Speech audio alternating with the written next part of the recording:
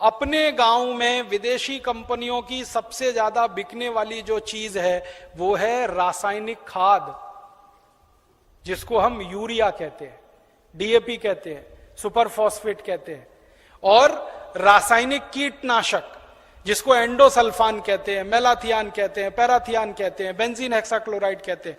तो ये विदेशी कंपनियों के कीटनाशक और रासायनिक खाद ये किसानों के बीच में सबसे ज्यादा खरीदी जाती है, और एक साल में 4,80,000 करोड़ रुपए की खरीदी जाती है रासायनिक खाद और कीटनाशक। माने हमारे किसान हर साल रासायनिक खाद और कीटनाशक खरीदकर विदेशी कंपनियों को 4,80,000 करोड़ रुपए दे रहे हैं। ये भी हमको बचाना है।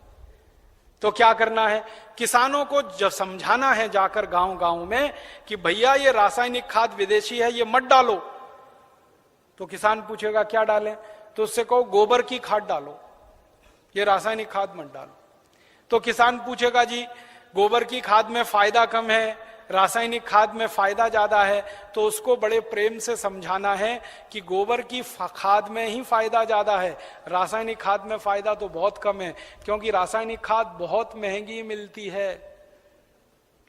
पहले एक कट्टा रासायनिक खाद मिलती थी 70 रुपए में, अब एक कट्टा रासायनिक खाद मिलती है 350 रुपए में, 300 रुपए में, 350 रुपए में, और कभी कभी ब्लैक हो जाए तो 500 रुपए में यूरिया। और हर साल कीमत बढ़ती जाती है। क्यों? क्योंकि ये रासायनिक खाद बनती है उन वस्तुओं से जिनको पेट्रोलियम प्रोडक्ट्स कहा जाता है, और सारे पेट्रोलियम प्रोडक्ट्स जिसको नेफ्था कहते हैं वो विदेशों से आता है। इसका पैसा पूरा विदेश में जाता है। किसानों को समझाइए ये कि बहुत महंगी पड़ती है। और इसकी महंगाई पता है दूसरी क्या है, एक बार आपने खेत में एक कट्टा यूरिया डाल दिया तो अगली बार 2 कट्टा डालना पड़ेगा, 2 बोरे डालना पड़ेगा, और एक बार 2 बोरे पड़ गया तो अगली बार 3 बोरे डालना पड़ेगा, एक बार 3 पड़ गया तो फिर 4 डालना पड़ेगा। हर बार बढ़ता ही जाता है, बढ़ता ही जाता है, बढ़ता ही जाता है, खर्चा बढ़ता जाता है। और मालूम है रासायनिक खाद बहुत गर्म होता है। गर्म रासायनिक खाद यूरिया डीएपी आप डालते हैं, मिट्टी पूरी चटक जाती है गर्मी के कारण, तो पानी ज्यादा देना पड़ता है। गोबर की खाद लगा के खेती करें तो गेहूं की फसल लेने में 3 पानी लगता है। यूरिया डीएपी डालकर अगर गेहूं की खेती करें तो 5-6 बार पानी लगाना पड़ता है, पानी का खर्चा बढ़ जाता है। और पानी का खर्चा बढ़ेगा तो पानी तो जमीन में से ही निकालना पड़ता है। जमीन से ज्यादा पानी निकाल के आप खेतों में डालते रहेंगे तो पानी का तल नीचे नीचे नीचे नीचे होता चला जाता है। पहले पानी 25-30 फुट पे मिलता था, अब पानी 900 फुट तक नहीं मिलता खेतों में।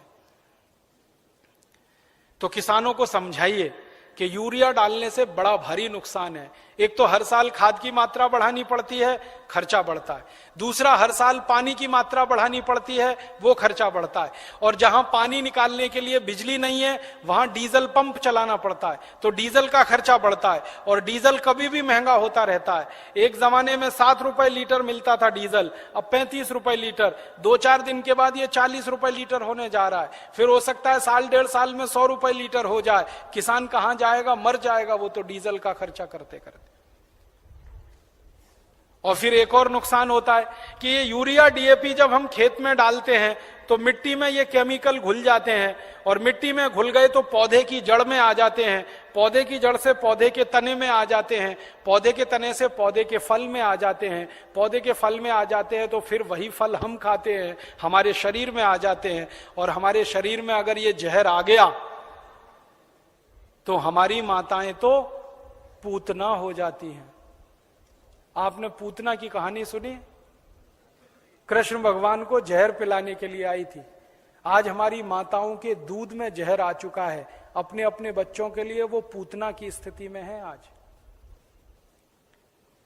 हमारे देश की कई संस्थाओं ने माताओं के दूध का परीक्षण करवाया है, तो माताओं के दूध में वो सारे केमिकल हैं जो यूरिया में हैं। माताओं के दूध में वो सब केमिकल हैं जो कीटनाशक दवाओं में हैं, क्योंकि भोजन हम कर रहे हैं, भोजन के साथ वो शरीर में जा रहे हैं। और यही केमिकल हैं जो आपको कैंसर पैदा करवा रहे हैं, जो आप में डायबिटीज दे रहे हैं, जो आप में हाई ब्लड प्रेशर दे रहे हैं, हाइपरटेंशन दे रहे हैं। 148 किस्म की बीमारियां इन जहरों से पैदा होती है। इसलिए किसानों को समझाओ कि ये यूरिया डीएपी का जहर एक तो विदेशी है, ये बंद करो। दूसरा ये शरीर को नुकसान देता है इसलिए बंद करो, तीसरा ये पैसे का नुकसान करता है इसलिए बंद करो। तो किसान पूछेंगे भाई क्या करें, तो उनसे कहो गोबर का खाद डालो। अब किसान क्या पूछेगा आपको सबसे पहले, वो कहेगा गोबर के खाद से तो उत्पादन नहीं होता। तो उससे कहो गोबर के खाद से भी उत्पादन बहुत अच्छा होता है, यूरिया डीएपी से जितना नहीं होता उससे तो ज्यादा गोबर के खाद से होता है। मैं तो पिछले 12-13 साल किसानों के बीच में काम करता रहा महाराष्ट्र और कर्नाटक में। आप आइए वहां देखिए, हजारों हजारों किसानों ने यूरिया डीएपी बंद करके गोबर का खाद डालना शुरू किया है। और जिस किसान के यूरिया डीएपी के खेत में 1 एकड़ में 20 से 25 मीट्रिक टन गन्ना होता था, आज उस किसान के खेत में गोबर का खाद डालने से 90 से 100 मीट्रिक टन गन्ना हो रहा है, कम नहीं होता है। जिन किसानों के खेत में यूरिया डीएपी डालने से 1 एकड़ में 12 कुंटल गेहूं होता था, आज उनके खेत में गोबर का खाद डालने से 20 से 22 कुंटल गेहूं हो रहा है। जिन किसानों के खेत में यूरिया डीएपी डालने से 1 एकड़ में 2.5 कुंटल कपास होती थी, आज उन किसानों के खेत में गोबर का खाद डालने से 7 कुंटल एकड़ का कपास हो रही है। ऐसे एक नहीं, हजारों किसान हैं महाराष्ट्र में, कर्नाटक में, थोड़ा अगर चलेंगे तो छत्तीसगढ़ में बहुत किसान है। 12 साल मैंने बहुत काम किया किसानों के बीच, जा जाके उनको ये सब सिखाया।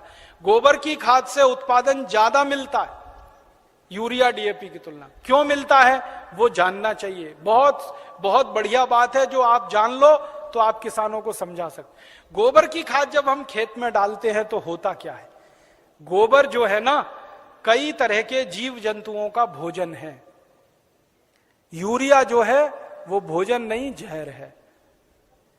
आपके खेत में एक जीव होता है जिसको केंचुआ कहते हैं। केंचुआ को किसी दिन पकड़ना और हाथ पे रखना और उसके ऊपर यूरिया डाल देना। 2-4 दाने ही यूरिया डालोगे, वो तड़पना शुरू हो जाएगा और 1 मिनट में मर जाएगा। हम जब खेत में टनों टन यूरिया डालते हैं ना, करोड़ों केंचुए मार डाले हमने यूरिया डाल डाल के। और केंचुए क्या करते हैं, केंचुए मिट्टी को नरम बनाते हैं, पोला बनाते हैं और उपजाऊ बनाते हैं। केंचुए का काम क्या है, ऊपर से नीचे जाना, नीचे से ऊपर जाना। पूरे दिन में वो 3 चक्कर नीचे ऊपर के लगाता है। नीचे जाएगा फिर ऊपर आएगा, फिर नीचे जाएगा फिर ऊपर आएगा। अब केंचुआ जिंदा है तो नीचे जाएगा फिर ऊपर आएगा। केंचुआ जब नीचे जाता है तो एक रास्ता बनाते हुए जाता है, ऊपर आता है तो दूसरा रास्ता बनाते हुए आता है। तो परिणाम क्या होता है कि ये छोटे छोटे छिद्र जब मिट्टी में वो केंचुए तैयार कर देता है तो बारिश का पानी इन्हीं छिद्रों में से नीचे एक एक बूंद नीचे रिसते हुए तल में जमा होता है। माने वाटर रिचार्जिंग का दुनिया में सबसे जबरदस्त काम कोई करता है तो केंचुआ करता है, और यूरिया के कारण ये मर जाता है। इसलिए यूरिया डालना माने किसान के लिए आत्महत्या करने के बराबर है। जिस किसान के खेत में यूरिया डलेगा केंचुआ मर जाएगा। केंचुआ मरा तो मिट्टी में ऊपर नीचे कोई जाएगा नहीं, तो मिट्टी कठोर होती जाएगी, कड़क होती जाएगी। मिट्टी और रोटी के बारे में एक सत्य है कि इसको फेरते रहो नहीं तो खत्म हो जाती है। रोटी को फेरना बंद करो जल जाती है, मिट्टी को फेरना बंद करो पत्थर जैसी हो जाती है। मिट्टी को फेरने का मतलब समझते हैं, ऊपर की मिट्टी नीचे, नीचे की मिट्टी ऊपर, ऊपर की नीचे, नीचे की ऊपर। ये केंचुआ ही करता है और कोई नहीं कर सकता। केंचुआ तो किसान का सबसे बड़ा दोस्त है। मैंने इसका हिसाब निकाला था, एक केंचुआ साल भर अगर जिंदा रहे तो 36 मीट्रिक टन मिट्टी को उठक पटक कर देता है, ऊपर से नीचे, नीचे से ऊपर, एक केंचुआ साल भर में। और उतनी ही मिट्टी को ट्रैक्टर से उलट पलट करना पड़े तो कम से कम 100 लीटर डीजल खर्च होता है, और 100 लीटर डीजल 3600 रुपए का आता है। माने एक केंचुआ हर आदमी का 3600 रुपए बचा रहा है। ऐसे करोड़ों केंचुए हैं, पता सोचो कितने हजार करोड़ रुपए बच रहे हैं इस देश में। इसलिए गोबर का खाद डालने से फायदा क्या होता है, रासायनिक खाद डालो केंचुआ मर जाता है, गोबर का खाद डालो केंचुआ जिंदा हो जाता है। क्योंकि गोबर केंचुए का भोजन है। केंचुए को भोजन मिले तो वो अपनी जनसंख्या बढ़ाता है, और इतनी तेज बढ़ाता है कि कोई नहीं बढ़ा सकता। भारत सरकार कहती है हम दो हमारे दो, केंचुआ नहीं मानता उस बात को। एक एक केंचुआ 50-50 हजार बच्चे पैदा करके मरता है। 50-50 हजार। एक जाति का केंचुआ तो मैंने देखा 1 लाख पैदा करता है बच्चे, तब मरता है। तो वो एक जिंदा है, उसने 1 लाख पैदा कर दिए, अब वो 1-1 लाख पैदा करेंगे, करोड़ों केंचुए हो जाएंगे अगर गोबर डालना शुरू किया। और केंचुए ज्यादा होंगे तो मिट्टी फिर उलट पलट होने लगेगी, मिट्टी में छिद्र बनने लगेंगे, तो बारिश का जितना भी पानी गिरेगा सब मिट्टी में आ जाएगा। और पानी मिट्टी में गया तो नदियों में बेकार नहीं बहेगा, तो बाढ़ नहीं आएगी, तो समुद्र में फालतू पानी नहीं जाएगा, इस देश का करोड़ों करोड़ों रुपए का फायदा हो जाएगा। इसलिए आप किसानों को समझाओ गोबर की खाद डालो। फिर कुछ किसान कहेंगे जी उत्पादन होगा क्या? उनसे कहना गारंटी मेरी, गारंटी भारत स्वाभिमान ट्रस्ट की। थोड़े दिन में भारत स्वाभिमान ट्रस्ट की तरफ से हम किसानों को कहेंगे कि आप बिंदास गोबर की खाद डालो, गारंटी हमारी, 1 ग्राम भी उत्पादन कम नहीं होगा। कैसे कम नहीं होगा? डालने का तरीका है।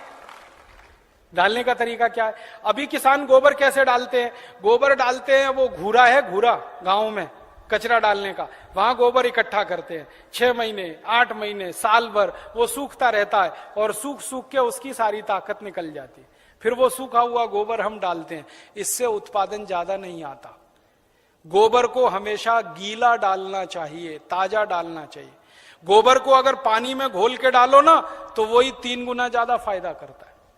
तो किसानों को यह समझाओ कि गोबर को सुखा के खेत में ना डालें, उसको पानी में घोल के डालें।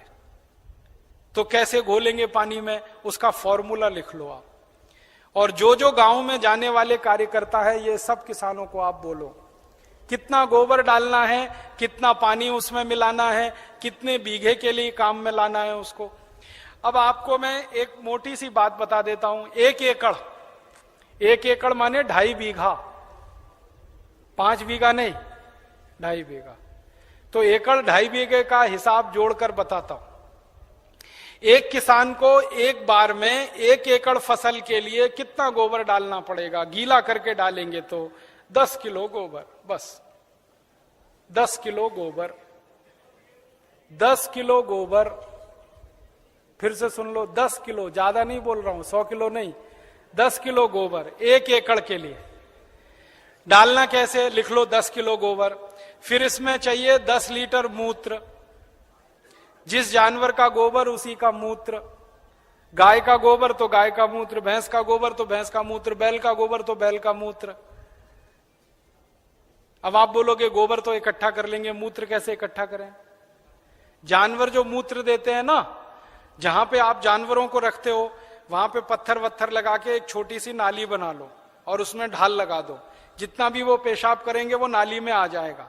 नाली के आगे एक खड्डा खोद दो, वो सारा उसमें जमा हो जाएगा, फिर वो ले लो। और मैं आपको एक अच्छी बात बताता हूं, जानवरों के मूत्र की कोई एक्सपायरी डेट नहीं है। 1 साल, 2 साल, 3 साल, 5 साल, 10 साल, 20 साल, 50 साल खराब ही नहीं होता। तो चिंता करने की बात ही नहीं है। तो इकट्ठा होता रहेगा, खड्डे में डालते रहो। तो 10 किलो गोबर, 10 लीटर मूत्र, ठीक है। फिर इसमें मिलाना है लगभग 1 किलो गुड़, आधे से 1 किलो गुड़। गुड़ तो आप सब जानते हो। एक तो गुड़ होता है जिसको आप खा लेते हो, एक तो गुड़ ऐसा होता है जिसको जानवर खा लेते हैं, और एक गुड़ ऐसा होता है जिसको कोई नहीं खा सकता। गीला गीला, पुराना पुराना, काला काला, वो गुड़ खेत के बहुत काम का है। जो सबसे घटिया गुड़ है, जिसको ना जानवर खा सकते हैं ना आपका, वो खेत के लिए बहुत काम का है। तो वो गुड़ ले लो, आधे से 1 किलो। गोबर हो गया, मूत्र हो गया, गुड़ हो गया। अब इसमें लगभग 1 किलो डालना है दाल का आटा। दाल है ना, दाल, अरहर की दाल, मूंग की दाल, उड़द की दाल, चने की दाल, सोयाबीन की दाल, खेसारी की दाल, कोई भी दाल, 1 किलो उसका आटा। 4 चीजें हो गई, गोबर, गोमूत्र, गुड़, दाल का आटा। और इसमें डालनी है 1 मुट्ठी मिट्टी। 1 मुट्ठी में आधा किलो या 1.25 किलो तक मिट्टी आती है। मिट्टी कहां से लानी है? आपके खेत के आसपास अगर पीपल का कोई पेड़ है, बरगद का कोई पेड़ है, तो उसके नीचे से खोद लो मिट्टी। पीपल के पेड़ के नीचे की या बरगद के पेड़ के नीचे की? पीपल और बरगद के पेड़ के नीचे की ही मिट्टी क्यों खोदना? आपको मालूम है पीपल और बरगद के पेड़ हर समय ऑक्सीजन देने वाले पेड़ हैं, और ज्यादा ऑक्सीजन देने वाले पेड़ के नीचे जीवाणुओं की संख्या बहुत होती है। तो पीपल और बरगद के पेड़ के मिट्टी में जीवाणु सबसे ज्यादा होते हैं, यही जीवाणु खेत को चाहिए। तो मिट्टी ले ली, 5 चीजें हो गई, गोबर 10 किलो, मूत्र 10 लीटर, गुड़ लगभग 1 किलो, दाल का आटा 1 किलो और मिट्टी लगभग 1 किलो। ये 5 चीजों मिला दो, घोल दो। हाथ से घोल लेना, खराब नहीं होंगे हाथ, नहीं तो डंडे से घोल देना। एक ड्रम में घोल लेना, प्लास्टिक के ड्रम में घोल लेना, नहीं तो लोहे के ड्रम में घोल लेना। प्लास्टिक का होगा तो अच्छा, लोहे वाला क्षरण ज्यादा होता है। अब इसको घोल के 15 दिन रख देना, 15 दिन रख देना। घोलने में तकलीफ आए तो थोड़ा पानी मिला देना, ज्यादा मत मिलाना, थोड़ा ही मिलाना। घोल के 15 दिन रख देना। 15 दिन के बाद यह खाद तैयार हो जाएगा। इस खाद में क्या होगा, करोड़ों करोड़ों सूक्ष्म जीवाणु पैदा हो जाएंगे। वो जो मिट्टी डाली ना, मिट्टी के जीवाणु अगर 1 लाख हैं तो 15 दिन में वो 100 करोड़ से ज्यादा हो जाएंगे। ढक के रख लो तो अच्छा है, छांव में रखना सबसे अच्छा, धूप में बिल्कुल मत रखना। पेड़ के नीचे की छांव में रखना, नहीं तो कोई ऐसी जगह रखना जहां सूर्य का प्रकाश ना आता हो, और इस पे कपड़ा बांध दो, ढक्कन लगा दो, जैसे है ढक लो। अब ये 15 दिन में तैयार हो गया, इसमें करोड़ों जीवाणु तैयार हो गए। अब ये जीवाणु घोल, इसको जीवाणु घोल कहते हैं, इसको खेत में डालना है। डालने से पहले इसमें पानी मिलाना है, और पानी कितना मिलाना है, जितना गोबर था उसका 10 गुना पानी, 10 गुना कम से कम। 100 लीटर पानी, 10 किलो गोबर तो 100 लीटर पानी, और ज्यादा से ज्यादा पानी मिला सकते हैं तो 200 लीटर। तो 100 से 200 लीटर पानी मिला लिया। अब ये पूरा परफेक्ट घोल हो गया। इसको 1 एकड़ के खेत में छिड़कना है, जैसे पानी छिड़कते हैं ना मिट्टी दबाने के लिए, ऐसे ही छिड़कना है बस। आप इसको छिड़क देंगे तो ये करोड़ों जीवाणु मिट्टी में पहुंच जाएंगे। तो मिट्टी में जीवाणुओं की संख्या बढ़ती जाएगी, और मिट्टी में सारा खेल खेलने का काम जीवाणु करते हैं। आपको मालूम है जीवाणु क्या करते हैं? जीवाणु सारा काम करते हैं। पौधे की जड़ को नाइट्रोजन की जरूरत है तो ये जीवाणु उपलब्ध कराते हैं।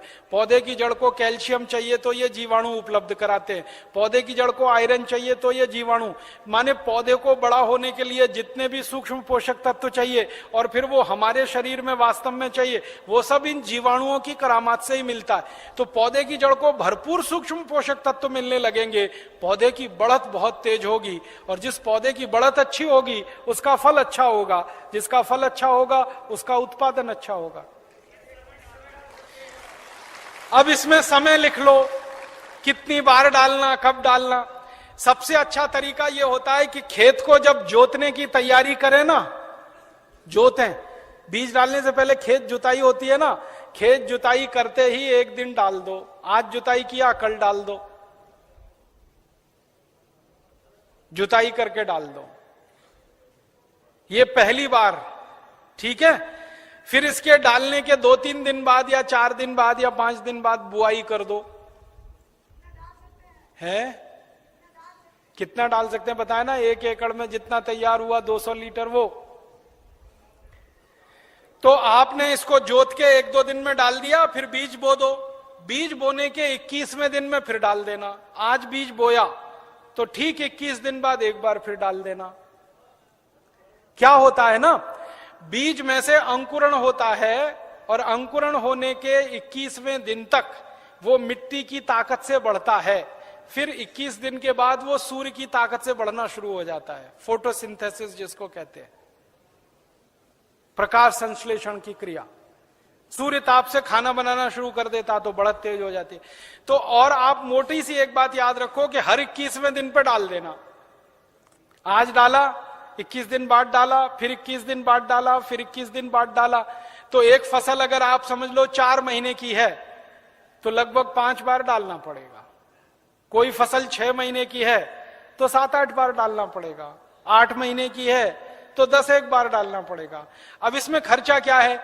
जानवर अगर घर के हैं तो गोबर फोकट का, मूत्र फोकट का, गुड़ मैं कह रहा हूं सबसे सड़ा हुआ जिसको फेंक देते हैं वो भी फोकट में मिल जाएगा। पानी तो फोकट का है ही, थोड़ा दाल वाल लेना पड़ेगा तो उसका खर्चा आएगा, लेकिन किसान अगर दाल पैदा करता है तो वो भी घर की हो जाएगी। माने खाद बनाने का खर्चा लगभग शून्य आएगा, मेहनत लगेगी, पूंजी में पैसा कम से कम खर्च होगा। और ये खाद जो तैयार होगी इसमें जबरदस्त क्वालिटी है, क्योंकि इसमें कैल्शियम भरपूर, आयरन भरपूर, फास्फोरस भरपूर। क्या क्या इसमें है? गोबर है, गोबर में कैल्शियम है, आयरन है, सल्फर है, सिलिकॉन है, कोबाल्ट है, मैग्नीशियम है, मैग्नीज है, 18 सूक्ष्म पोषक तत्व हैं जो चाहिए मिट्टी को। फिर गुड़ है, गुड़ में जबरदस्त फास्फोरस है, गुड़ में जबरदस्त कैल्शियम है, फिर मूत्र में ये सब है। तो जो सूक्ष्म पोषक तत्व हमें चाहिए वही मिट्टी को चाहिए, वो सब इस खाद में भरपूर हैं। यूरिया में नहीं है, डीएपी में नहीं है, यूरिया में कैल्शियम नहीं है, डीएपी में कैल्शियम नहीं है। और कैल्शियम सबसे प्रमुख आधार है मिट्टी के लिए, क्योंकि खेत में कैल्शियम होगा तो पौधे में होगा, पौधे में होगा तो फल में होगा, फल में होगा तो भोजन में होगा, भोजन में होगा तो शरीर में होगा, शरीर में होगा तो हड्डियां मजबूत, हड्डियां मजबूत तो शरीर मजबूत। ये सारा साइकिल इसी कैल्शियम के उस पे है। तो ये तो गोबर की खाद से ही मिलेगा, यूरिया डीएपी से मिलने ही वाला नहीं है। तो किसान को ये समझाइए आप। अब आपको समझ में आ गया, हर 21 दिन में डालना है, जबरदस्त फसल आएगी। पहली बार जब आप डालोगे ना तो किसान थोड़ा झिझक करेगा, उसको भरोसा नहीं है, विश्वास नहीं है, तो उसको कहना कि भाई तुम डालो, नुकसान तुम्हारा नहीं होगा। मैंने बहुत किसानों का हिसाब निकाला है, खराब से खराब खेत में जब गोबर का खाद डालते हैं ना तो गेहूं का उत्पादन पहले साल की तुलना में थोड़ा ही कम आता है, लेकिन उत्पादन जितना कम आता है उससे ज्यादा खर्चा बच जाता है, तो वो बराबर मामला बैठता है। हम यूरिया डीएपी में खर्चा करते हैं हजारों रुपए का, तब उत्पादन लेते हैं। यहां खर्चा ही नहीं है, थोड़ा उत्पादन कम भी हुआ तो फायदा ही है, नुकसान कुछ नहीं, इसलिए किसी किसान का नुकसान नहीं। और 2-3 साल लगातार आपने डाल दिया तो उत्पादन बढ़ना शुरू हो जाता है, लगातार बढ़ता है। और 10-12 साल में तो कई खेत ऐसे हैं जहां उत्पादन सीधे डबल हो जाता है, 100% की बढ़ोतरी हो जाती है। नहीं, छानने की जरूरत नहीं है, ऐसे ही डालो, उसमें जितना कचरा है सब खेत में जाने दो, क्योंकि कचरे में जीवाणुओं की संख्या और तेजी से बढ़ेगी, छानने की जरूरत नहीं है। अब आप डालोगे कैसे, ये प्रश्न है। तो उसके लिए 4 विधि है। पहली विधि ये है कि सीधे डब्बा लो और छिड़काव करो, खेत पे भरो और छिड़क दो, भरो और छिड़क दो। अब कहोगे जी खेत बहुत बड़ा है, ये तो नहीं चल सकता, तो दूसरा तरीका बताता हूं। खेत में पानी लगाते हैं ना, पानी में डाल दो। नाली में से पानी जा रहा है ना, एक टंकी में भर के ये खाद रख दो, उसमें नल लगा दो, टोटी खोल दो, टपक टपक पानी में गिरता रहेगा, खेत में चला जाएगा। ये दूसरा तरीका। तीसरा तरीका ये है कि अगर किसी के घर में जानवरों की संख्या ज्यादा है तो गोबर ज्यादा होगा उसके पास, तो थोड़ा सा गोबर तो इसमें इस्तेमाल हुआ, बचे हुए गोबर का क्या करेंगे? तो बचा हुआ गोबर अगर सूखा है तो उसको इसी में डाल देना 15 दिन के बाद 200 लीटर पानी मिला के, तो वो गोबर भी गीला हो जाएगा। गीले गोबर के लड्डू बना लो और लड्डुओं को खेत में फेंक दो तो खाद पहुंच जाएगा। और एक तरीका है, खेत में से मिट्टी खोद लो, मिट्टी खोद लो, मिट्टी में ये पूरा घोल मिला दो, मिट्टी गीली हो गई, मिट्टी के लड्डू बना लो, लड्डुओं को खेत में फेंक दो तो खाद पहुंच जाएगा। तो पानी के साथ दे सकते हैं, छिड़क के डाल सकते हैं, गोबर या मिट्टी को लड्डू बना के डाल सकते हैं। और एक आखिरी तरीका है, स्प्रे मशीन अगर अपने पास है तो उसका आगे से नोजल निकाल दो, नोजल निकाल दो, फिर उससे स्प्रे कर दो। अब इसमें ध्यान ये रखना है कि ये फसल पे स्प्रे नहीं होगा, ये जमीन पे होगा, मिट्टी पे होगा। फसल पे डालने से फायदा नहीं मिलेगा, मिट्टी में डालना है इसको। तो अगर फसल ऊंची है तब कैसे डालेंगे? तब तो पानी लगाओगे तभी डालना सबसे अच्छा है। इसमें एक तरीका यह है कि खेत का मुहाना होता है ना, जहां से पानी घुसता है, वहां एक आदमी को बिठा दो, डब्बा लेके पटकता रहेगा, उसमें पानी के साथ जाता रहेगा और पानी के साथ पूरे खेत में बराबर मात्रा में जाता है और रिजल्ट उसका सबसे अच्छा आता है। और एक तरीका है इसको डालने का, अगर आपके घर में गोबर का वो बनाते हैं ना, क्या कहते हैं उसको, कंडा कहते हैं, उपला कहते हैं, क्या कहते हैं, कंडा उपला जो भी कहते हैं, उसको जलाते हैं, जलाने के बाद राख निकलती है ना, वो राख इकट्ठी कर लो और ये घोल और राख मिला दो और फिर लड्डू बन जाएंगे, फिर खेत में छिड़क दो, तो इसका तो जबरदस्त उत्पादन आता है। क्योंकि जो राख है ना, इसमें कई केमिकल अतिरिक्त हैं जो गोबर और गोमूत्र से भी ज्यादा है। तो ये तरीका समझ में आ गया। हर 21 दिन पे डालेंगे। 4 महीने की फसल है तो 5-6 बार डालना पड़ेगा, 6 महीने हैं तो 7-8 बार। इसी तरह से पूरी खेती होती रहेगी। गोबर किसी भी जानवर का, गाय का हो, भैंस का हो, बैल का हो, बकरी बकरे का हो, गधे घोड़े का हो, हाथी ऊंट का हो, कोई भी हो, सब चलेगा। मूत्र भी किसी जानवर का, ठीक है। और आधा आधा मिले तो वो भी चलेगा। गाय का आधा ले लिया, भैंस का आधा, किसी के पास गाय नहीं हो, किसी के पास भैंस नहीं हो, एक एक गाय एक एक भैंस, और खेत बड़ा है तो आधा आधा, सब मिक्सिंग करके चलेगा। बस एक ही सावधानी रखना कि जो जो गाय का गोबर लो तो वो देशी गाय हो तो अच्छा होगा। जर्सी का फायदा पूरा नहीं करेगा, और जर्सी का ही गोबर है तो उसमें देशी का मिला लेना, नहीं तो कोई फायदा नहीं करेगा। जर्सी गाय है, उसका गोबर है, उसमें देशी गाय का 1-2 किलो गोबर मिला लेना, वो वैसे ही काम करता है जैसे 100 किलो दूध में 1 चम्मच दही डालो तो पूरा दूध दही हो जाता है। वैसे ही 100 किलो जर्सी गाय के गोबर में 1 किलो देशी का डाल दो तो देशी गाय के जीवाणु अपनी संख्या अपने आप बढ़ा लेते हैं। और धीरे धीरे मेरी बात मानो तो जर्सी गाय बेचते जाना, देशी लेते जाना, क्योंकि ये जर्सी गाय के दूध में दम नहीं है। आपको मालूम नहीं है, दुनिया में भारत को छोड़कर जर्सी गाय का दूध कोई देश नहीं पीता। डेनमार्क में सबसे ज्यादा जर्सी गाय है, डेनमार्क वाले दूध ही नहीं पीते। क्यों नहीं पीते? कैंसर होने की संभावना है जर्सी गाय के दूध से। घुटनों का दर्द तो तुरंत हो जाता है, बड़ी बड़ी बीमारियां होती हैं। और जर्सी गाय को एक खतरनाक बीमारी होती है, मैड काउ डिसीज। उस बीमारी के चक्कर में दूध भी उसका प्रदूषित होता है, इसलिए जर्सी का दूध दुनिया में कोई नहीं पीता। डेनमार्क की सरकार तो दूध ज्यादा होने पर समुद्र में फेंकवा देती है। आपको सुनकर हैरानी होगी, डेनमार्क में दूध बहुत है, चाय बिना दूध की पीते हैं सबके सब, क्योंकि वो दूध उनको खराब लगता है।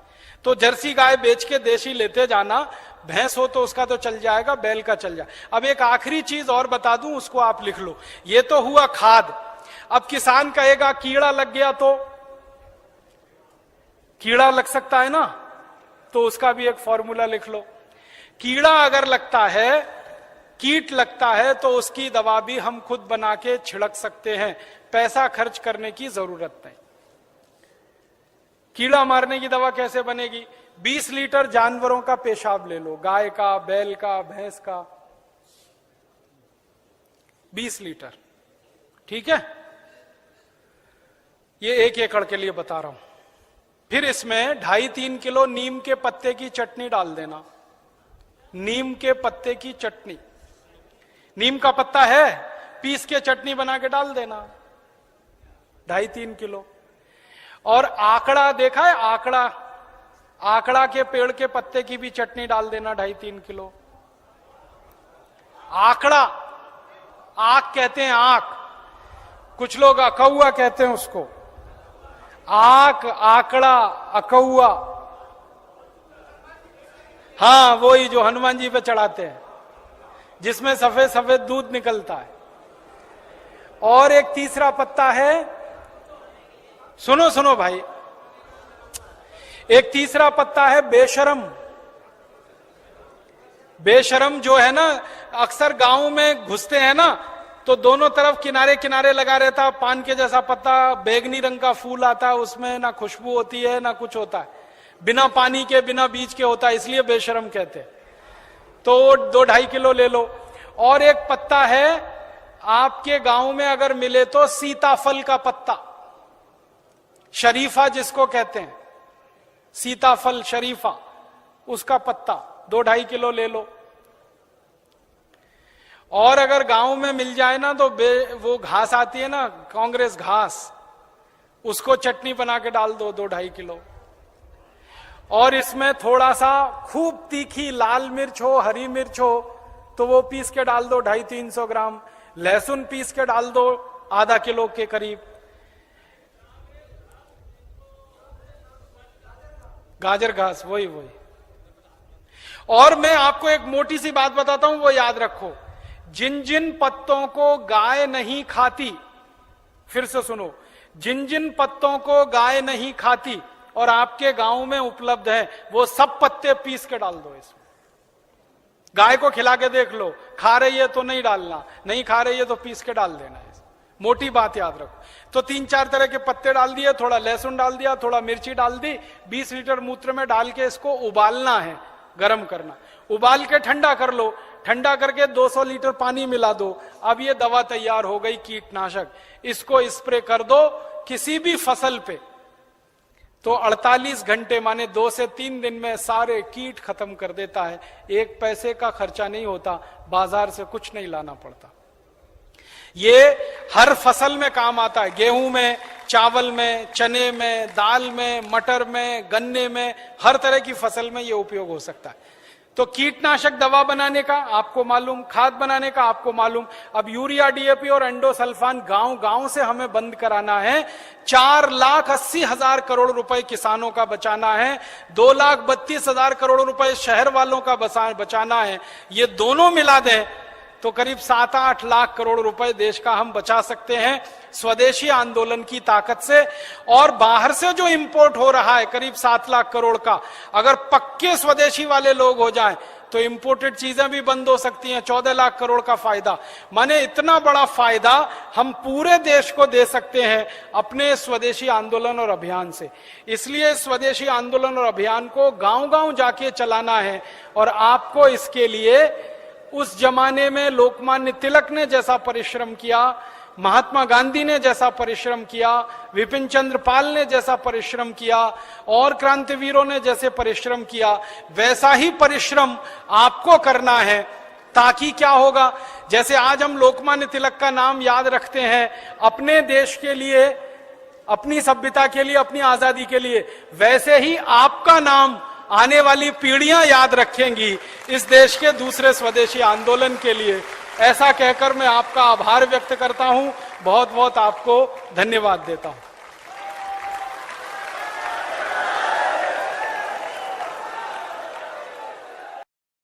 ये जो गाय का गोबर है ना, गोबर बहुत अद्भुत है। ये जैसे मूत्र अद्भुत है वैसे गोबर बहुत अद्भुत है।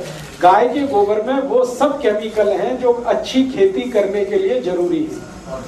ऑर्गेनिक फार्मिंग जिसको आप कहते हैं, अच्छी खेती मैं उसको कहता हूँ। जिस खेती में जहर नहीं डालना, यूरिया, डीएपी, उसको करने का एक ही तरीका है, गोबर। तो गोबर में बहुत ताकत है। मैं 15 साल से मेरे खेत में गोबर डालता हूँ। मेरा गाँव में जन्म हुआ, मेरे घर में खेती होती है, 15 साल से हम गोबर डालते हैं। गोबर के साथ गाय मूत्र भी मिला के डालते हैं। इतनी जबरदस्त खेती होती है कि सब दूर दूर के लोग देखने आते हैं। हमारे गांव में जो किसान यूरिया, डीएपी डालते हैं उनको 1 एकड़ में 20 टन 25 टन ईख होता है। और हम लोग जो गाय का गोबर और मूत्र डालते हैं उनको 1 एकड़ में 90 टन तक ईख होता है, गन्ना 90 मीट्रिक टन। और दूसरों का गन्ना होता है 8 फीट 9 फीट, हमारा गन्ना होता है 14 फीट 15 फीट।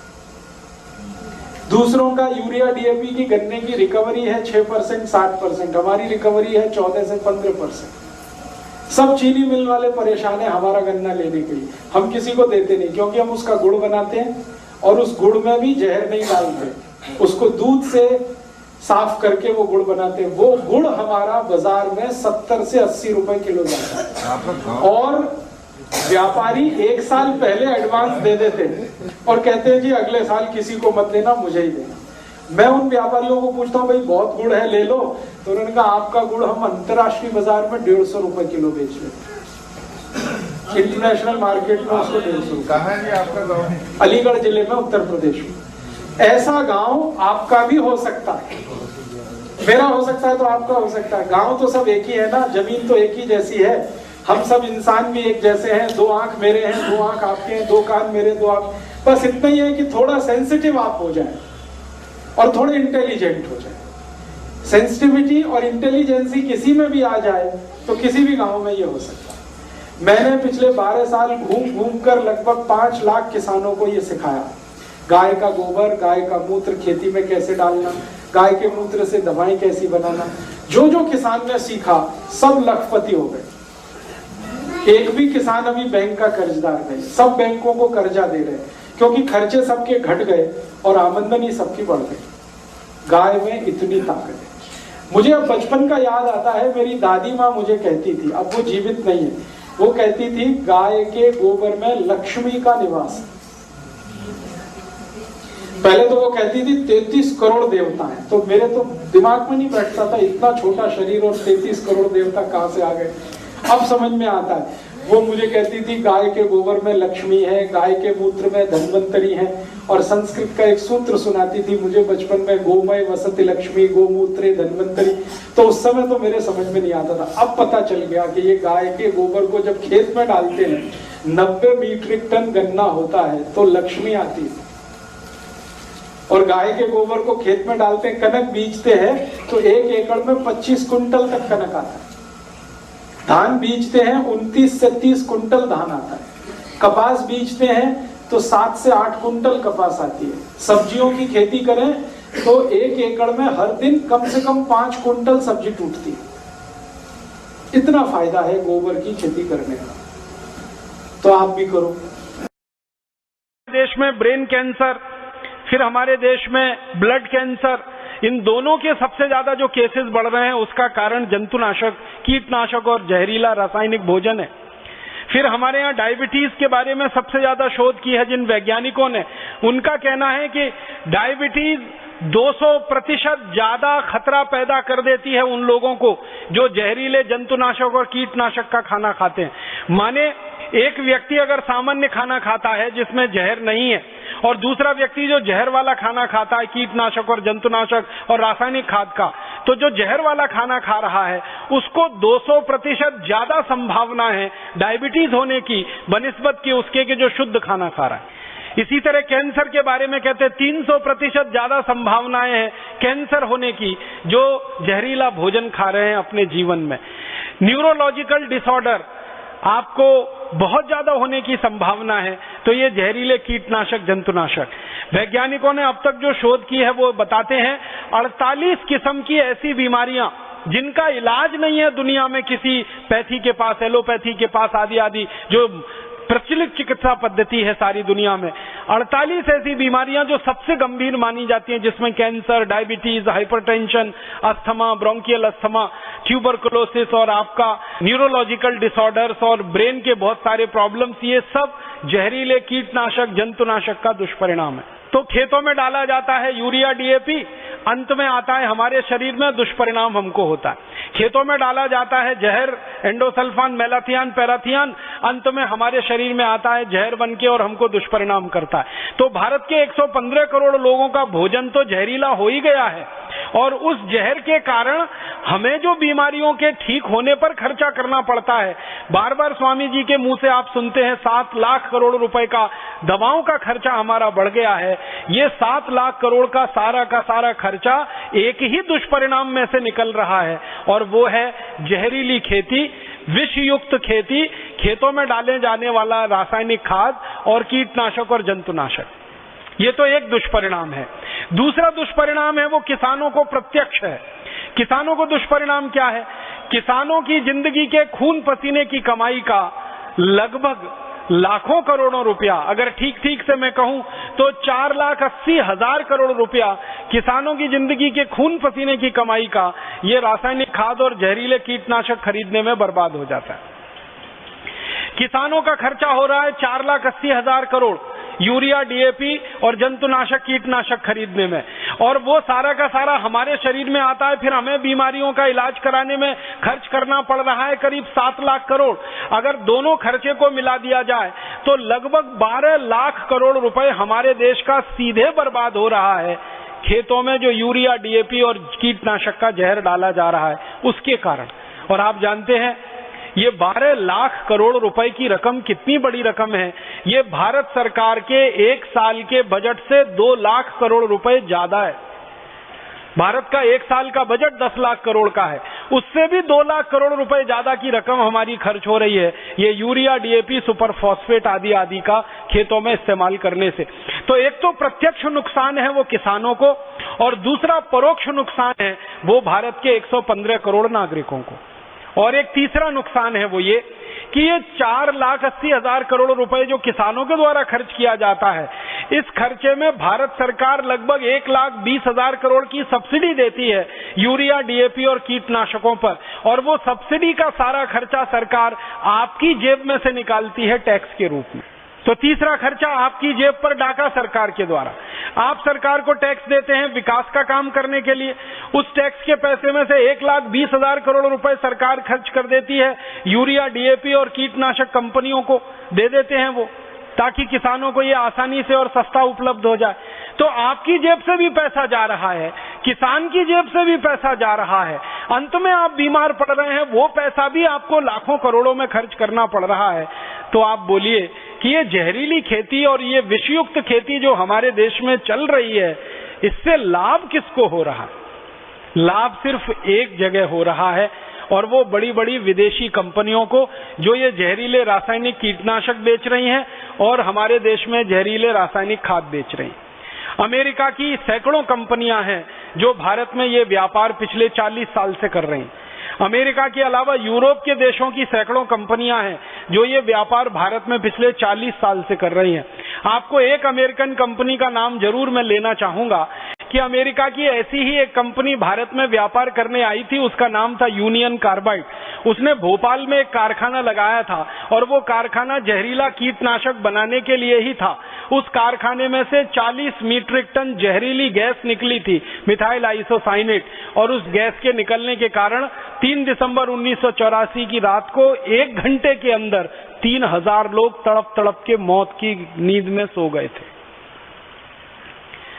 और सरकारी आंकड़ों के अनुसार कुल मिलाकर 17,000 लोग उसमें मरे थे और 1 लाख से ज्यादा लोग हमेशा के लिए विकलांग हो गए थे। वो एक अमेरिकन कंपनी की कहानी यूनियन कार्बाइड।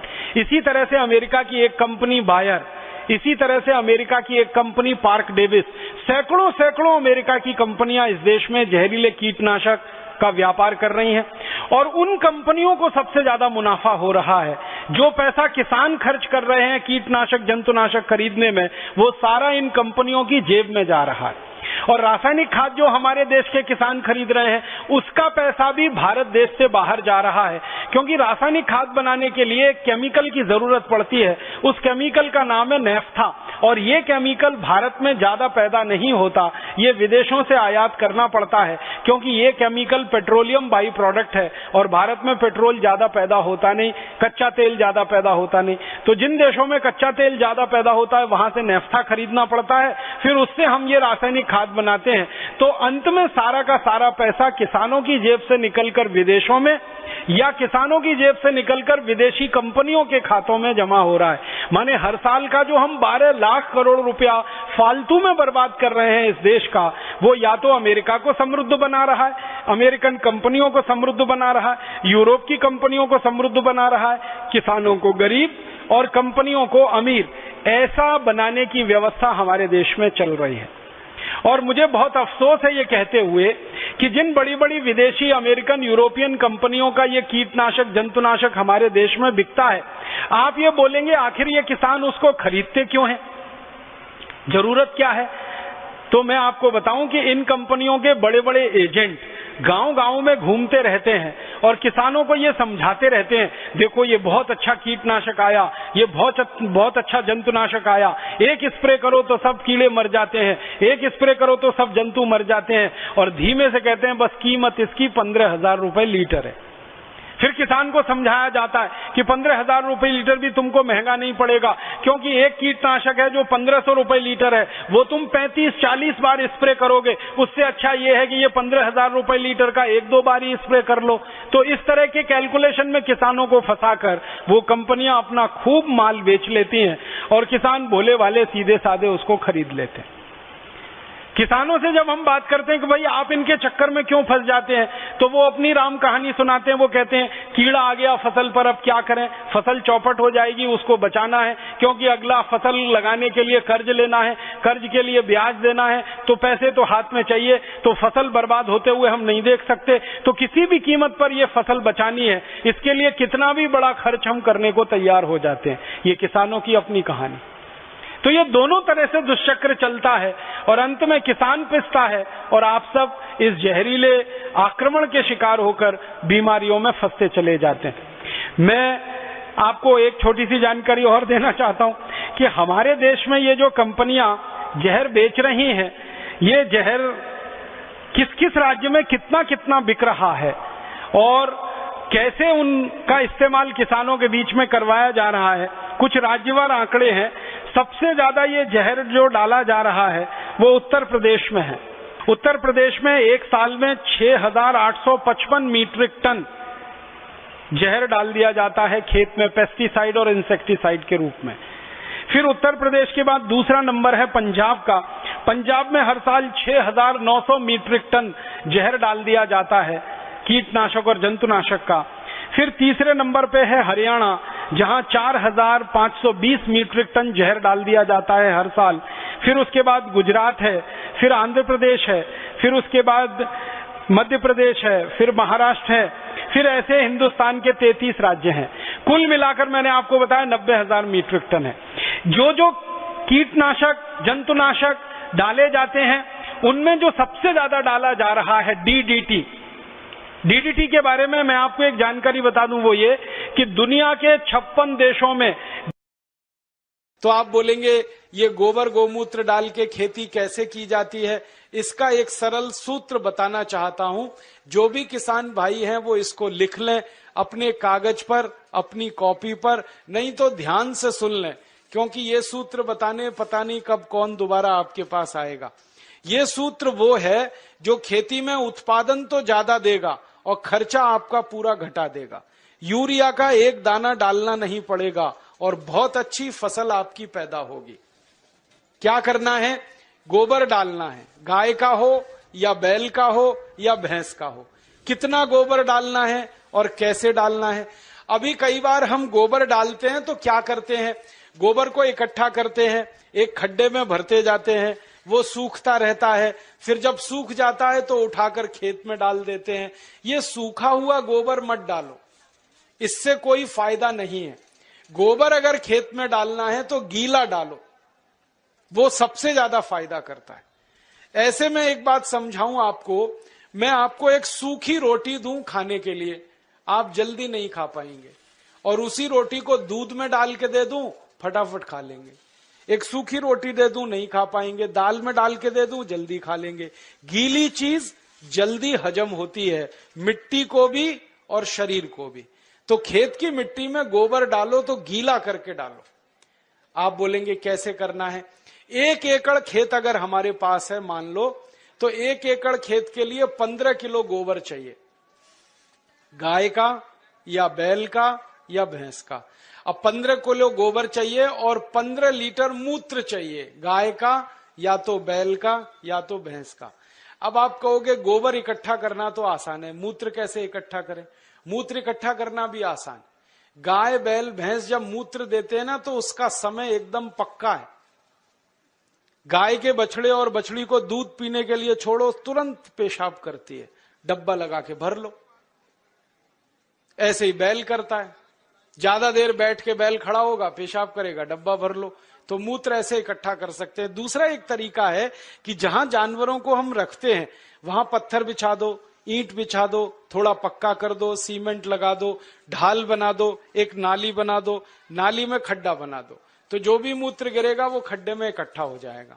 और गाय के मूत्र की, बैल के मूत्र की, भैंस के मूत्र की विशेषता है कि इसकी एक्सपायरी डेट नहीं होती, ये खराब ही नहीं होता। 1 साल, 2 साल, 10 साल, 20 साल, 50 साल कभी खराब नहीं होता। तो भरे रहा है गड्ढे में, कोई फर्क नहीं पड़ेगा, बस उस गड्ढे में से उठाते रहो। 15 किलो गोबर, 15 लीटर मूत्र, दोनों को मिला लो, हाथ से ही मिला लो। एक प्लास्टिक का ड्रम ले लो, उसमें मिला लो। मिलाने के बाद इसमें 1 किलो गुड़ डाल दो, गुड़। और गुड़ ऐसा डालना जो पुराना हो, जिसको कोई खाता ना हो, काला काला हो जाता है, एकदम पानी जैसा, जिसको हम छूना भी पसंद नहीं करते, वो गुड़ इसमें डाल दो 1 किलो। और 1 किलो डाल दो कोई भी दाल का आटा या चोकर। चोकर समझते हैं? गेहूं का आटा छानने के बाद जो निकलता, क्या कहते हैं उसको? चोकर कहते हैं। वो डाल दो 1 किलो। या अगर सस्ती दाल हो घर में, उत्पादन की हुई तो उसको पीस के 1 किलो डाल दो, तो 1 किलो चोकर या 1 किलो दाल का आटा, और इसमें डालो 1 किलो मिट्टी। मिट्टी कहां से लानी है? पीपल के पेड़ के नीचे की मिट्टी या बरगद के पेड़ के नीचे की मिट्टी। तो 1 किलो मिट्टी, 1 किलो दाल का आटा, 1 किलो गुड़, 15 लीटर मूत्र, 15 किलो गोबर, ये 5 चीजें एक ड्रम में मिला दो। मिलाने के बाद 15 दिन इस ड्रम को छांव में रखो, धूप में मत रखना, छांव में, पेड़ के नीचे रख दो। छांव में रखने के बाद 15 दिन में खाद तैयार हो जाएगा। फिर इस खाद में 200 लीटर पानी मिलाओ, और पानी मिला के जो घोल तैयार हुआ, इस घोल को खेत की मिट्टी पे छिड़क दो। अगर खेत खाली है तो सीधे छिड़क दो, और खेत में फसल खड़ी है तो पानी के साथ इसको लगा दो। फसल में आप पानी देते हो ना, उसमें डब्बे से मिलाते जाओ, पूरे खेत में पहुंच जाएगा। अब ये खाद गोबर, गोमूत्र, दाल का आटा, गुड़ और मिट्टी वाला जो तैयार होता है ना, ये यूरिया से 6 गुना ज्यादा ताकतवर है। हमने इसकी प्रयोगशाला में जांच कराई तो यूरिया डीएपी में जितनी ताकत है मिट्टी को देने के लिए, उससे 6 गुनी ज्यादा ताकत इसमें है, इसलिए इससे उत्पादन ज्यादा आता है। और इस खाद को हर 21 दिन में खेत में डालते जाओ। हर 21 दिन में अगर आपने डाला तो पूरे साल की एक साइकिल बन जाती है। जैसे 3 महीने की फसल है तो 4 बार डलेगा, 4 महीने की फसल है 5 बार डल जाएगा, 6 महीने की फसल है 7 बार डल जाएगा। हर 21 दिन पर यह खाद डालते जाओ। परिणाम क्या होगा? मिट्टी बहुत अच्छी हो जाएगी आपकी। और ये खाद डालने से मिट्टी में केंचुए बहुत हो जाते हैं, और केंचुओं के बारे में आप जानते हैं? केंचुए मिट्टी में ऊपर नीचे घूमते हैं और मिट्टी को खोदते रहते हैं, और केंचुए मिट्टी को भुरभुरा बनाते हैं, पोला बनाते हैं। फिर बारिश का पानी जब गिरता है मिट्टी पे तो एक एक बूंद पानी नीचे चला जाता है। अगर केंचुए ज्यादा हो तो पानी पूरा नीचे चला जाता है, माने बहकर बेकार नहीं जाता है। और केंचुए ज्यादा है ना, तो केंचुए क्या करते हैं? मिट्टी खाते हैं, और जो कुछ भी वो निकालते हैं मल के रूप में, वो दुनिया की सबसे अच्छी खाद है। तो आपके खेत की मिट्टी में केंचुओं की संख्या बढ़ाओ, और वो गोबर की खाद से बढ़ती है, क्योंकि केंचुए को गोबर पसंद है। अगर आप एक बार गोबर की खाद डाल दोगे, कहीं से भी केंचुआ घूमता हुआ खेत में आ जाएगा। और केंचुआ बड़ा विचित्र जीव है, 24 घंटे काम करता है, कभी छुट्टी नहीं करता, कभी संडे नहीं, कभी मंडे नहीं, और फोकट में काम करता है, कभी टीए नहीं, कभी डीए नहीं, कभी एचआरए नहीं, न छुट्टी लेता है न तनख्वाह लेता है। और ऐसा विचित्र जीव है ये केंचुआ कि साल भर ये जिंदा रहता है, और साल भर में 1 लाख बच्चे पैदा करके ही मरता है। वो ये नहीं मानता हम दो हमारे दो, वो एक केंचुआ 1 लाख पैदा करता है। तो खेत में एक केंचुआ आया तो 1 लाख हो गए, 1 लाख और 1-1 लाख करेंगे तो संख्या बढ़ती जाएगी। और जिस खेत में केंचुए ज्यादा हैं, वहां की मिट्टी तो सोना पैदा करती है, ये सारे दुनिया के वैज्ञानिक मानते। केंचुओं की संख्या बढ़ाओ, मिट्टी में सोना उपजेगा, खूब पैदावार होगी, खूब फसल मिलेगी। और उसका तरीका मैंने आपको बता दिया। अब 2-3 मिनट में एक और बात कह के मैं व्याख्यान खत्म करूंगा, समय हो रहा है। अब आपको मैंने खाद बनाने का एक तरीका बता दिया, अब दवा बनाने का भी एक तरीका बताता हूं। ये खाद तो आप खेत में डालोगे, बहुत उत्पादन मिलेगा, लेकिन अगर आपका पड़ोसी किसान ये खाद नहीं डाल रहा है तो एक गड़बड़ी होगी, उसके खेत में कीड़े लगेंगे। जिस खेत में यूरिया पड़ता है, कीड़े उसी खेत में लगते। जहां डीएपी लगता है, सबसे ज्यादा फसल को बर्बादी उसी खेत में आती है। तो पड़ोस का किसान नहीं माना, वो यूरिया डालेगा, कीड़ा उसके खेत में आएगा, फिर वो आपके खेत में भी घुस सकता है, क्योंकि कोई बाउंड्री तो बनाई नहीं है आपने। तो कीड़े मारने के लिए क्या करेंगे फिर? उसके लिए एक दूसरा सूत्र बताता हूं। कीड़े मारने की दवा भी आप खुद बना लो, बाजार से खरीद के लाने की जरूरत नहीं है। 20 लीटर मूत्र ले लो, किसी भी जानवर का, गाय का हो, बैल का हो, भैंस का हो, किसी का भी हो। अब इस 20 लीटर मूत्र में 2 से 2.5 किलो नीम के पत्ते पीस के डाल दो। नीम तो है, सब गांव में है। नीम की निम्बोली भी आती है, तो निम्बोली पीस के डाल दो, नहीं तो नीम के 2.5-3 किलो पत्ते पीस के डाल दो। फिर एक सीताफल का पेड़ होता है, देखा है? उसके पत्ते पीस के डाल दो 2-2.5 किलो। फिर एक पेड़ होता है, उसको आकड़ा कहते हैं, कहीं कहीं आक कहते हैं, कहीं आकड़ा कहते हैं, उसको अकौआ भी कहते हैं, तो उसका 2.5-3 किलो पत्ता पीस के डाल दो। फिर और एक पेड़ होता है जिसको हम लोग कहते हैं बेशरम, आप पता नहीं क्या कहते हैं। ये कैसा होता है मैं बताता हूं। बेशरम कहते हैं, समझते हैं, बहुत अच्छा। पान के जैसा पत्ता होता है, बिना बीज के होता है, बिना पानी के, इसलिए बेशरम कहते हैं उसको। हर गांव में होता है। तो 2.5-3 किलो बेशरम के पत्ते ले लो, 2-2.5 किलो नीम के पत्ते ले लो, 2.5-3 किलो इसके पत्ते ले लो सीताफल के, और 2.5-3 किलो आकड़े के पत्ते ले लो, और इसमें आधा-पौना किलो तंबाकू पीस के डाल दो, और इसको खूब उबालो गोमूत्र में। उबालते समय इसमें एक काम और कर सकते हैं, आधा किलो लहसुन पीस के डाल दो, आधा किलो खूब तीखी मिर्च पीस के डाल दो, और उबाल के इसको ठंडा कर लो। ठंडा करके इसको छान लो। अब जो घोल बन गया है इसमें 200 लीटर पानी मिला दो, और ये 1 एकड़ फसल को किसी भी तरीके से सुरक्षित रख सकता है। और इसको स्प्रे कर दो खेत में, तैयार हो गई। अब इस दवा को जब छिड़कना है तब छिड़क लो, बना के रखना है तो बना के रख लो। 1-1 साल 2-2 साल ये दवा खराब नहीं होती, क्योंकि इसमें कोई भी ऐसी चीज नहीं है जिसकी एक्सपायरी डेट हो।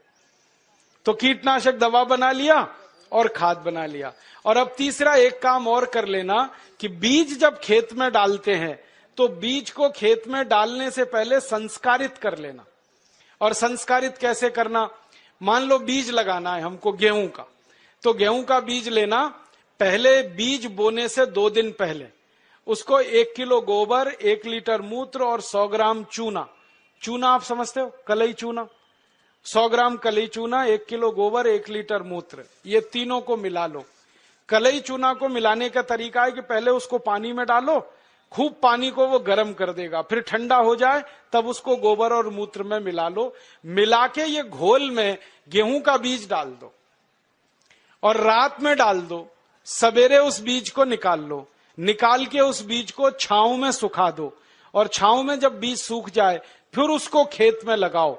तो इस बीज पर कभी भी कीड़ा नहीं आता, कोई कीट नहीं लगता, इतना बड़ा इंतजाम पहले ही हो जाता है, तो खर्चा बच गया और उत्पादन ज्यादा आता है। तो बीज संस्कार करके लगाना, खाद बनाने का तरीका बता दिया, कीटनाशक का तरीका बता दिया। और ये तीनों तरीके अगर किसान भाई इस्तेमाल करते हैं तो urea, DAP, super phosphate, endosulfan का 7 लाख करोड़ रुपया साल का हम बचा सकते हैं। और ये रुपया बचा के गोबर गोमूत्र से खेती करते हैं तो जानवरों की संख्या बढ़ा सकते हैं, और जानवरों की संख्या अगर बढ़ती है तो दूध भी ज्यादा मिलेगा, गोबर गोमूत्र भी ज्यादा मिलेगा। और मैं आपको एक बात कहना चाहता हूं कि आप सब किसान इसी तरीके से गेहूं पैदा करो, चावल पैदा करो, चना करो, दाल करो। हम भारत स्वाभिमान की तरफ से आपका सब खरीदने को तैयार है, क्योंकि भारत स्वाभिमान अगले साल से 1000 दुकानें खोलने जा रहा है पूरे देश में, जहां गोबर गोमूत्र का गेहूं मिलेगा, गोबर गोमूत्र का चावल मिलेगा, गोबर गोमूत्र का चना मिलेगा, जिसको अंग्रेजी में कहते हैं ना ऑर्गेनिक, एकदम शुद्ध देशी खाद का बनाया हुआ, गोबर का बनाया हुआ गेहूं, चावल, चना, दाल मिले। ऐसी 1000 दुकानें हम खोल रहे हैं। उन दुकानों पर आप जो पैदा करेंगे वो बेचने के लिए हम सुविधा देंगे, और आप बेचकर अपना मुनाफा रखो। दुकान चलाने के लिए 5-7% जो खर्चा आता है वो उसी में से निकल जाएगा। वो no profit no loss basis पे सारे देश में हम चलाना चाहते हैं। तो हम बेचने में मदद करेंगे, आप उत्पादन करो। और जब ये उत्पादन जरूरत से ज्यादा हो जाएगा तो हम इसको दुनिया भर के देशों में बेचना चाहते हैं, और दुनिया भर के देशों में ये बेचेंगे, 4 गुना मुनाफा आएगा।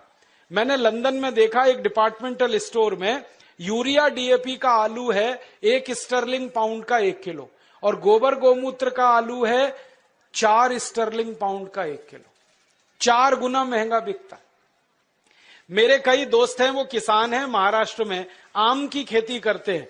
वो गोबर गोमूत्र का आम अमेरिका को एक्सपोर्ट करते हैं, तो एक आम की कीमत 65 रुपए मिलती, और यहां यूरिया डीएपी का आम बेचते हैं तो 15 रुपए किलो में सब चला जाता है। कहां 65 रुपए का एक आम, कहां 15 रुपए का 1 किलो। तो मैं चाहता हूं कि सारे किसान जिनके पास सरप्लस प्रोडक्शन हो, उनको एक्सपोर्ट लाइसेंस उपलब्ध हो, तो सारी दुनिया में हम ये माल बेच सकते हैं। और पूरी दुनिया में भारत अकेला देश है जो ये सामान बेच सकता है, क्योंकि जो गाय और बैल हमारे पास है वो दुनिया में किसी के पास नहीं।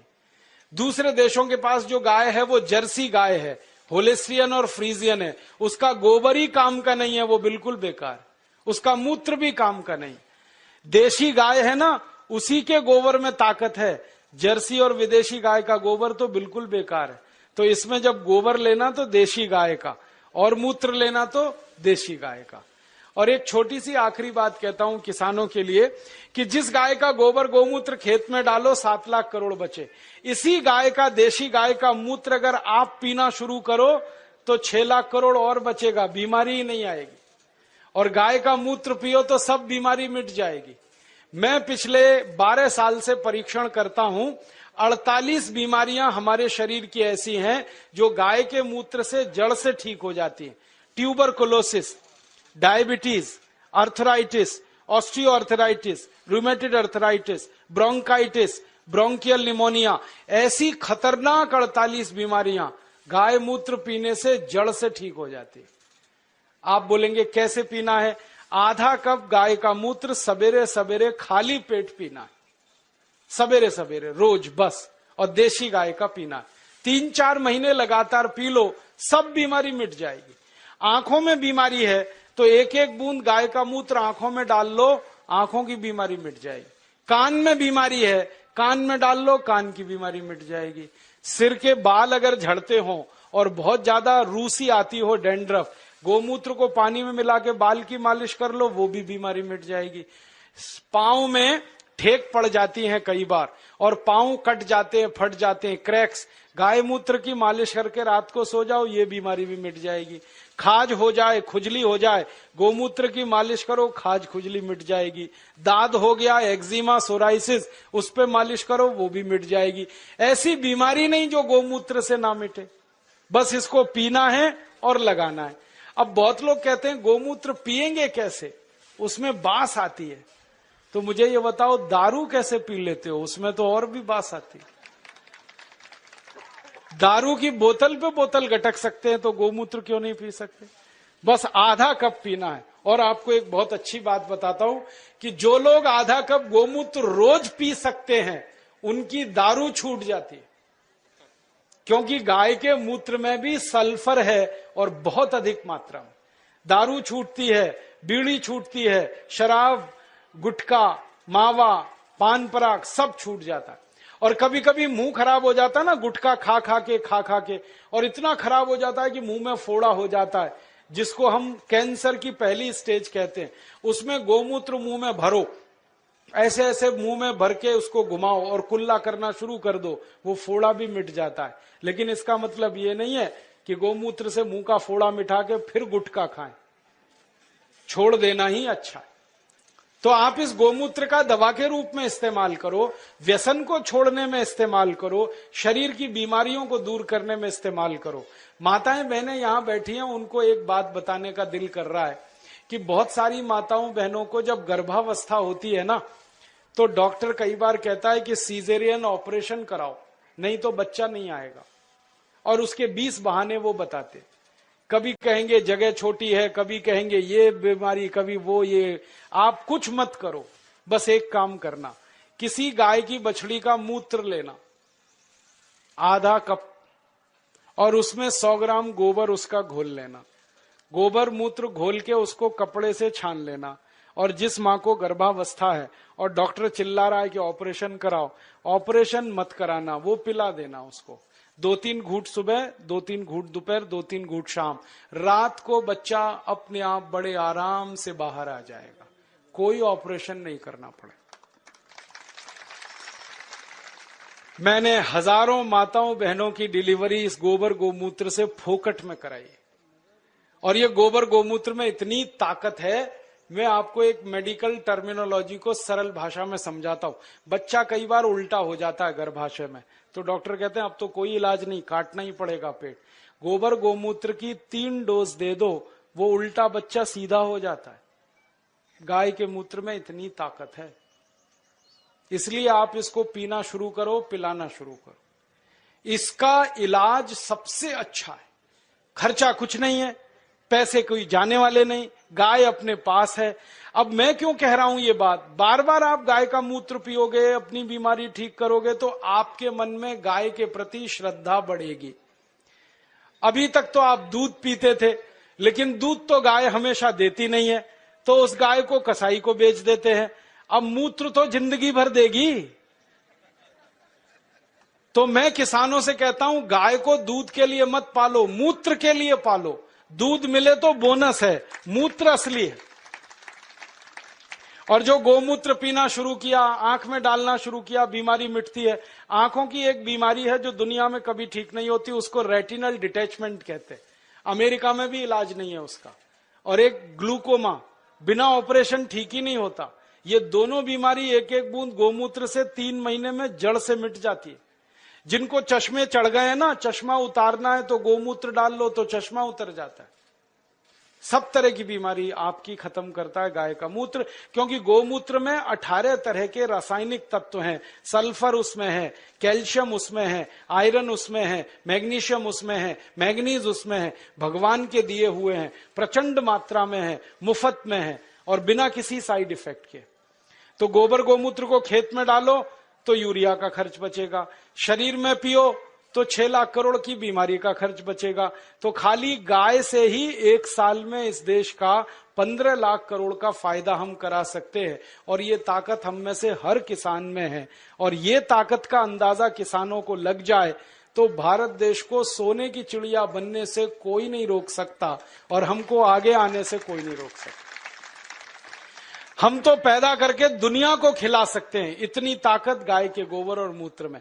बस अब एक काम करना, एक संकल्प ये लेके यहां से उठना कि गाय पालेंगे, उसको कसाई को नहीं बेचेंगे। मुझे दुख इस बात का है, गाय पालता है हिंदू, काटता है कसाई। क्यों? हिंदू बेच देता है, कसाई काट देता है। और हिंदुओं को पूछो भाई गाय क्यों बेची, कहने लगे जी दूध नहीं देती। दूध तो थोड़े दिन के बाद अपनी अम्मा भी नहीं देती, उसको भी बेचोगे? गाय अपनी मां के जैसी है, उसको कभी बेचना नहीं, किसी कसाई को देना नहीं, बहुत पाप पड़ेगा। अगर उसकी मृत्यु होती है तो ऐसे ही उसका अंतिम संस्कार करो जैसे अपने घर के लोगों का किया जाता है। अच्छा सा खड्डा खोद के उसको गाड़ दो। और मैं तो एक तरीका बताता हूं कि गाय मर गई तो उसका चमड़ा कभी मत उतारना, बहुत पाप लगता है। उसको ऐसे का ऐसा ही दफन करना, खड्डा खोद के। और जहां गाय को दफन किया वहां आम का एक पेड़ लगा देना। 3 साल में वो पेड़ इतने फल देगा कि आप तोड़ते तोड़ते थक जाएंगे। मैंने ये किया है। गाय का शरीर जिस मिट्टी में दफन हुआ वहां आम का पेड़ लगा दिया और दूर एक दूसरा आम का पेड़ लगा दिया। उस आम के पेड़ पे 100 फल आते हैं, तो गाय के शरीर वाले आम के पेड़ पे 400 से 500 फल आते हैं। 4-5 गुना ज्यादा उत्पादन है। और आम बड़ा होता है और एकदम मीठा होता है। माने गाय जिंदा रहते इतनी हमारी मदद करती है, मरने के बाद भी इतनी मदद करती है। इसलिए इसको कसाई को तो देना नहीं। और गाय को काटें, उसका मांस बिके 10,000 रुपए। गाय को जिंदा रखें और उसके मूत्र से दवा बनाकर बेचें तो साल की आमदनी 2 लाख रुपए है एक गाय की। इसलिए गाय फालतू नहीं है, बहुत कीमती है, बहुत मूल्यवान है। तभी तो हमारे बुजुर्गों ने, पुरखों ने कहा कि गाय में 33 करोड़ देवता हैं। ये कोई सामान्य बात नहीं है। और जो देवता है ना, उनमें गोबर में तो लक्ष्मी है और गोमूत्र में धन्वंतरी है। ये अब समझ में आया। मेरी अम्मा मुझे समझाती थी, दादी, कि गोमूत्रे वसति लक्ष्मी, सॉरी, गोमय वसति लक्ष्मी, गोमूत्रे धन्वंतरी, ऐसा एक संस्कृत सूत्र हमने सीखा था। अब गाय के मूत्र में धन्वंतरी, गोबर में लक्ष्मी। तब समझ में नहीं आया, अब आया कि गोबर डालते हैं खेत में, खूब अन्न पैदा होता है और बहुत महंगे दाम पर विदेशों में बिकता है, तो डॉलर के डॉलर आते हैं। तो लक्ष्मी ऐसे है गोबर में। और मूत्र को उपयोग करते हैं तो बीमारी मिटती है, बीमारी मिटे तो धन्वंतरी ही है फिर।